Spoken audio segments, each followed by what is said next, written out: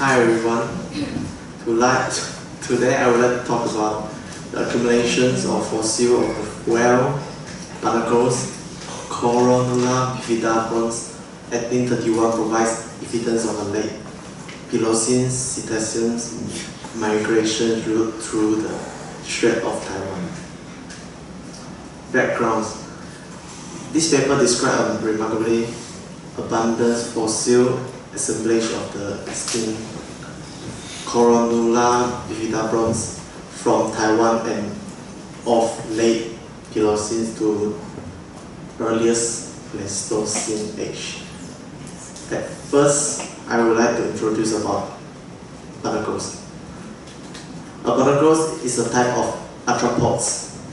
It's constituting the infract class of Cirripedia in the subphylum of Crustacea that is related to crab and lobster.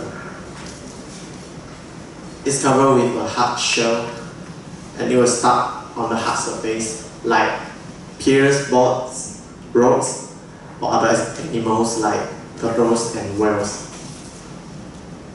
Barnacles live in a shallow and tidal waters. This is how barnacles look like. And the life cycle of the barnacles. Barnacles have two distinct larval stages, the nauplius and the cypris, before they develop into a mature adult. Nauplius, they usually live freely in the sea surface and they are a part of the marine planktons.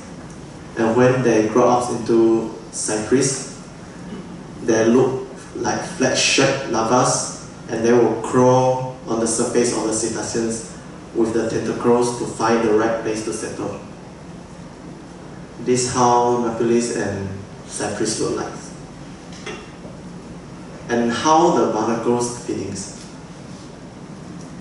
Barnacles are suspension feeders. That means they eat the food particles or the planktons in the water by using their tentacles. Let's watch a video. You can skip here. I can see that slow motion. They're using its tentacles to catch the food particles here. Okay. So now I would like to talk about whale barnacles. It is similar to the other barnacles, but it's stuck on the skin of the whales. Like they start on the head of the whales, dorsal fins, or caudal fins. That's how it looks like.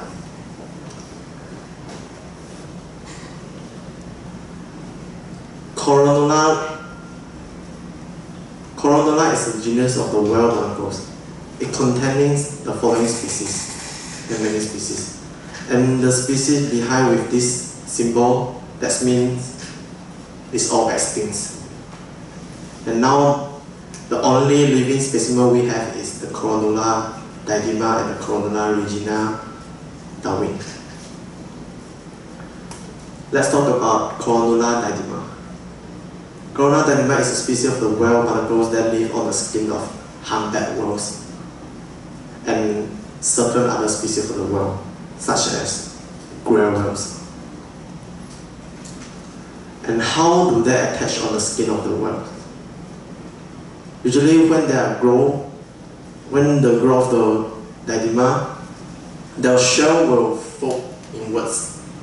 And when the barnacles are grown bigger, the old skin of the whale will fill inside its shell. And then the shell will grow up again. And they will have produce more compartments. Then the more skin of the whale will fill inside. Just look like this. The gray part, the black part here is the skin of the whale. So it can hold tightly on the skin of the whale. and this is the Coronula didyma look like. Material record. All the specimens were collected from a sandstone and shell excrement exposed on the Bajang River bed near the Chuko New Pool Tourist Center at New Pool, Zhongbu Township at Jiayi, which located at western central of Taiwan. This is the map. It's located here, the Bajang River. The result. Let's see the specimen we have. The first one is the Coronula bifida. This is our main character.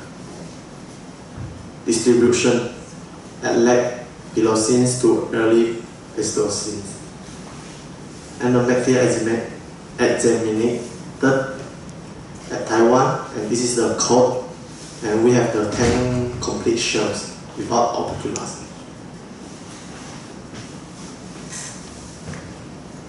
Coronula bifida is close to Coronula didyma. A phyletic lineage from bifida to didyma has been proposed by Domenici. And as the range of these species are overlaps, so this seems a reasonable conclusions. And the difference between the bifida and the didyma is the bifida is more widely spaced, transverse ridges on the partial ribs and have a shallow border chamber. And this is the fossil of the bifida. You can compare with the didyma. Didyma is more deep and the bifida is more shallow. But they look alike.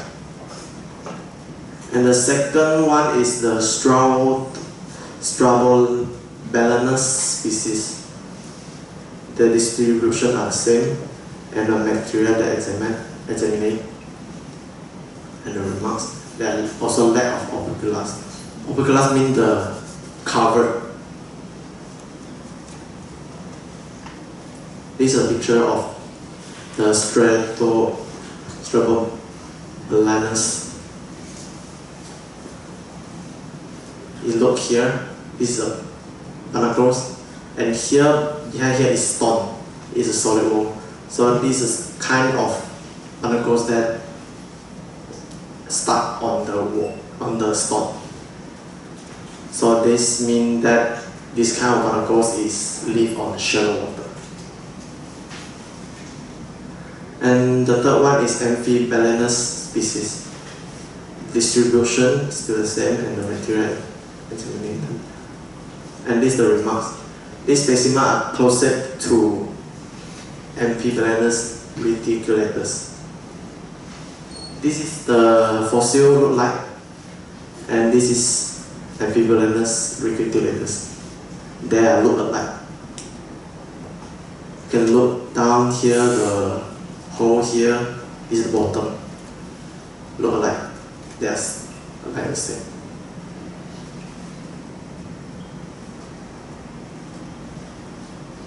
So that means this fossil is Amphibalaenus reticulatus, and this is more common to found around Taiwan, and this is the occurrence to support that that place is a shallow water environment. Discussion. A whale fossil recorded in the Taiwan Strait have been studied. At the Jiayi Museum have a large balance whale mandible. Mandible means the bone of the whale. At first, they thought that mandibles belongs to the blue whale because the mandible is too big, the size is too big. But after that, the museum staff had changed the conclusion of the humpback that the mandibles is the humpback whales, not the blue whales. So if this is real, then this is the humpback whale. This is the largest humpback whale than any non-species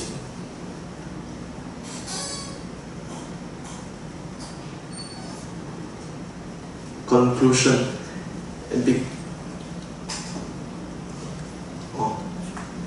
This humpback, because previously we have said that the diadema will like to start on the humpback whorls, and this and Coronula bifida are same with diadema. So now we have at the same location we have the ancient humpback whales, and we also have the bifida, the Coronula bifida. So the conclusion that we can confirm that this deposit are the most prolification Coronula bearing sediment in this West Pacific. This is known as the most complete location of Coronula bifida. So we can know that sediments is at the ancient time is the well where the whale groups, and then perhaps for some breedings or calving purpose. And that also indicates in this area of central Taiwan was during the late Pliocene or at least Pliocene part is a part of an important whale migratory routes. And thanks for your attention. We have a minute 36 seconds.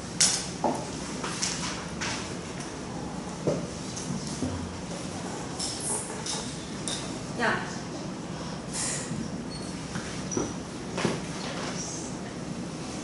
Echo.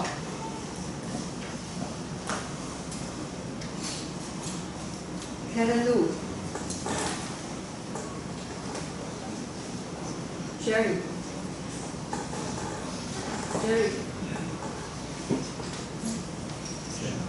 Sarah. Okay, starting with Yang.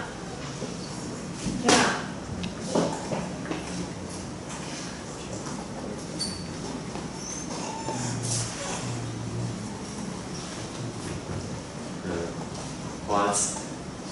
What do you mean by saying opercula? It's a species or something? What is it? Opercula. I don't know. Do you know opercula? Yeah. What that means? Yeah. It's a species or.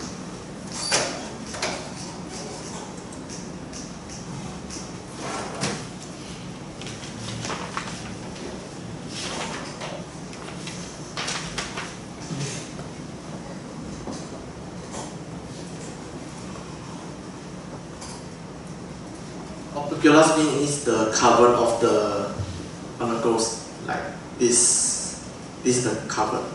It's called operculus. And the fossil we found, they all don't have the operculus. Echo.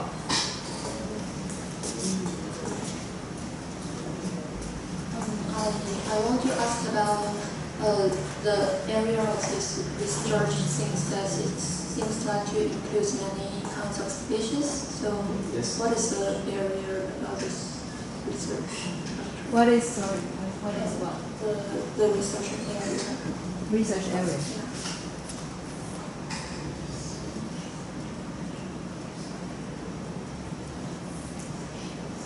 The research area was at the Bajang riverbed.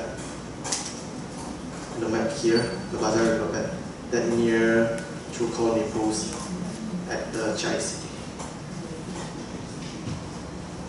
That's all the fossil was found here.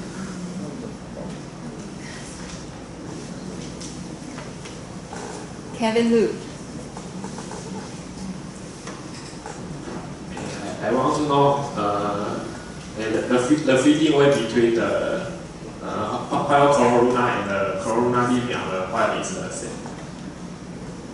Can you repeat the question? The feeding way of Coronula and the Coronula. Look, bifida and diadema, their feeding way remain the same. They are using their tentacles all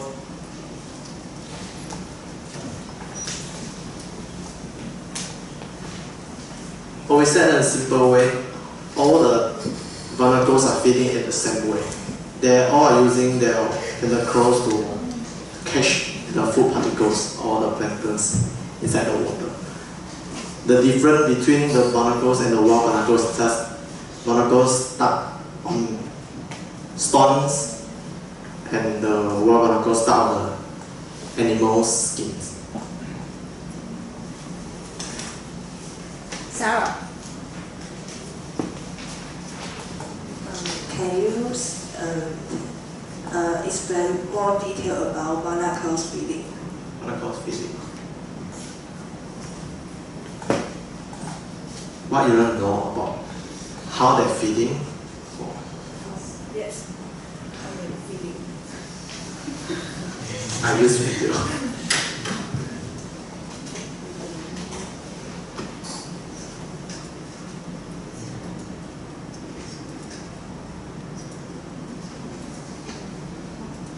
You can see that the adult barnacles there will start at the same place. They won't move anywhere.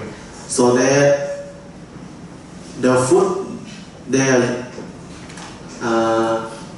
count the wave or what the particles fall over and catch those particles.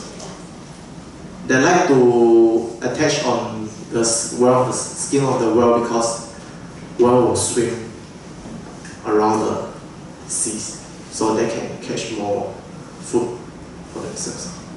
Answer your question. And 1, 2, 3. Okay. Sorry, I take 3 only next time. Yeah. I want to know the purpose and implication of this research.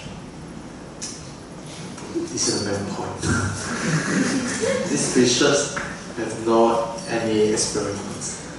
And the main point is this paper is collect the fossil and try to get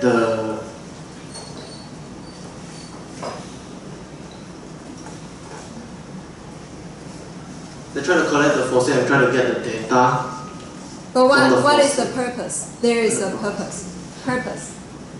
To confirm that this is the place that at ancient time the world have migrated through this area. Okay.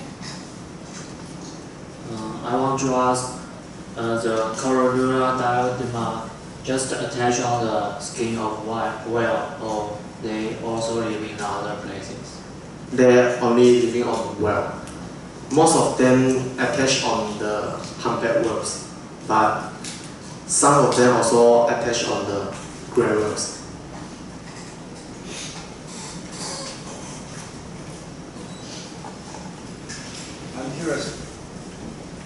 I'm curious about that.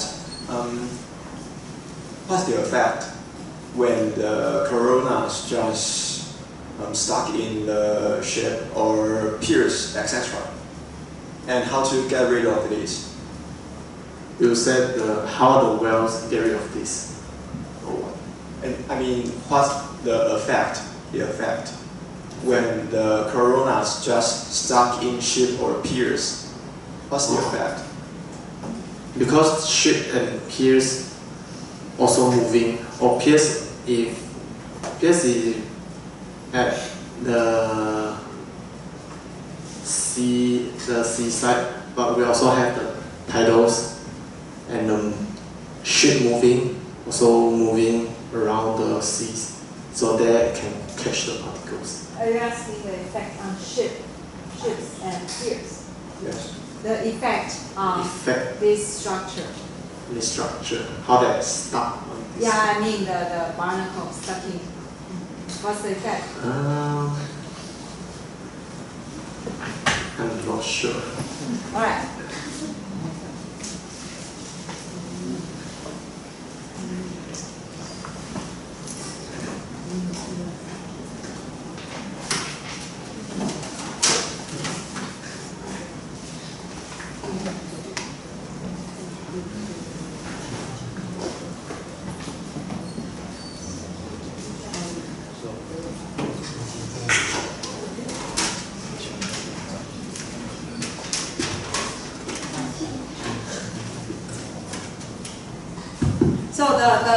the story itself, I think, is actually a very interesting story. But I think the way it was presented can be further improved.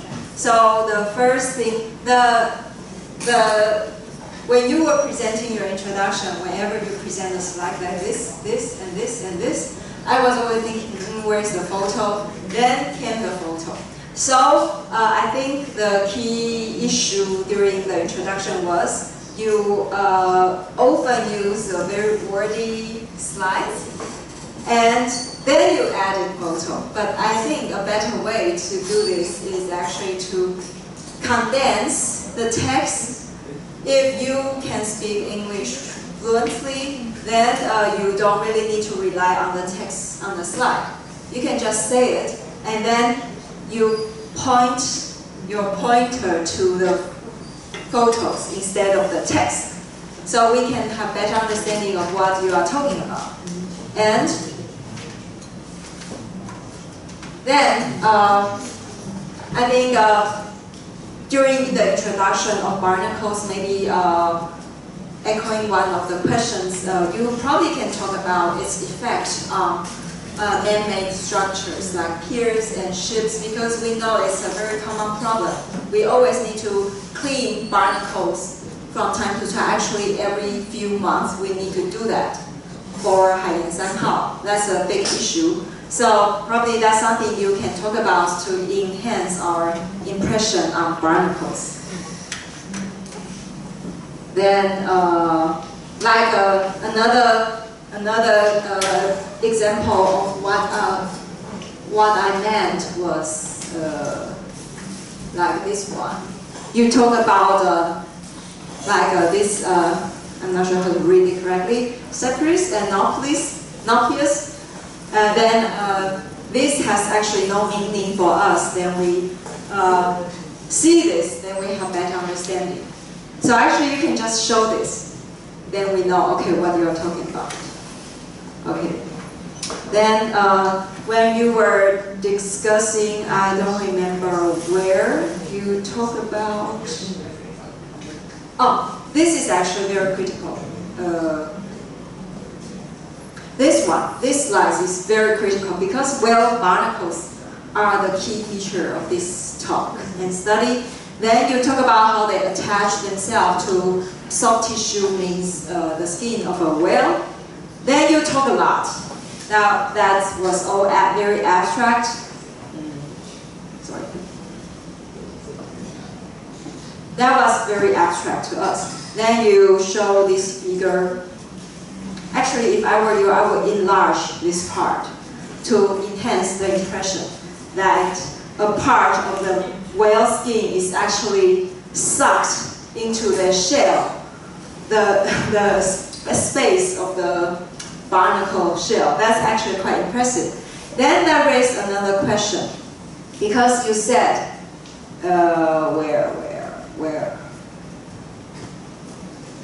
where is the slide where you say most of the species are extinct? Where? Here. Okay. This is very critical because, as you have shown yourself, many of these are extinct. They do not go extinct this year. Actually, they extinct long time ago. Therefore, they were only fossils. And the next question is, of course, because C. bifida, the species that you are talking about, is an extinct species. How can you tell that based on its fossil, the morphology, how can you tell it's a whale barnacle instead of a regular barnacle that you can find on rock? How can you say that? Or you just say, oh, we say that because the author said that. I don't know. I think that's it's very logical to ask. How do you know it's a whale barnacle? Even if it's just a fossil record, you know it's a whale barnacle. So I hope in your next talk too, you can show in your presentation. Actually, you need to add a purpose slide. Okay. Okay? And then you need to tell us, where is the material method? You say, material, this is actually the material. Material is from Central Taiwan, from rock. And the method you need to say clearly. You said there's no experiment, but actually there was. The major method is morphology study. This is very important, especially they compare the morphology of a fossil to a present species. This is the major method. Then, when you talk about these here, I hope you do not show a figure like this, because this left no impression. You should select one or two specific image and enlarge. Then you can compare to existing species and show us the similarity. Because when you show it this way, it's difficult to tell what is what. And then when you say this species, this is a whale barnacle, is it? Can you tell us how can you say it's a whale barnacle? Can you say why? Because people say it's a whale barnacle. Can you say that based on the morphology of the shell, like an internal structure? I think that's something that you can probably say more about it.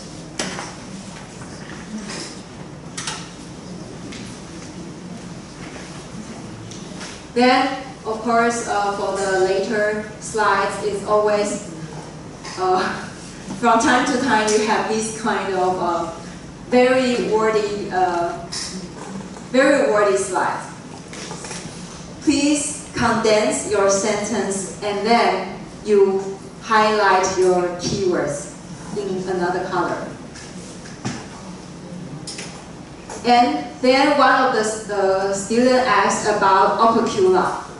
And then you explain with the photo that you show in other slides. The better way is to show the photo right in the slides where you talk about opercula. Okay. Then this conclusion actually tell us a lot more information about what the meaning of the study, but some statement of purpose should have been thrown out at the end of introduction. Otherwise, it's a little bit like you talk about barnacle all the time, then you suddenly talk about whales. It's a little bit like, okay, actually whale is actually the focus of the study, sort of. So you have to talk about that at the beginning of your talk. Okay, so let's think how. We come back 10 after 11.